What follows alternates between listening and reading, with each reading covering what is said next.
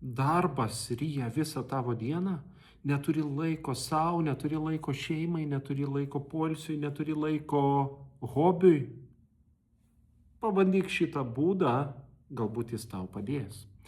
Pirmas dalykas, kai atsisėdi dirbti, skirk 90 minučių darbui, be jokių telefonų, be jokių notificationų, tiesiog susikaupk darbui ir dirbk susikaupęs labai dėmesingai. Toliau 20 minučių pasivaikščiojimo, 20 minučių poilsio, 20 minučių atitrūkimo, būtų gerai, kad išeitum į lauką.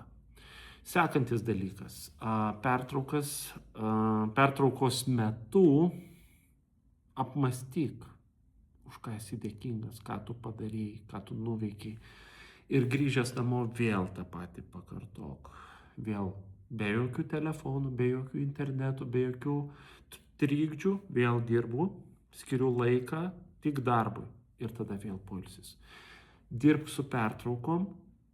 Ir jeigu reikia, yra tokių, netgi mokslininkai yra pastebėję, kad dienos miegas bent 10-15 minučių kai kuriems žmonėms yra labai naudingas ir jie atgauna motyvaciją, atgauna stiprybę, tai galbūt gali pabandyti ir tai ir pamatysi rezultatą. Parašyk į komentarus, jeigu kažkas pavyko, kažkas suveikė.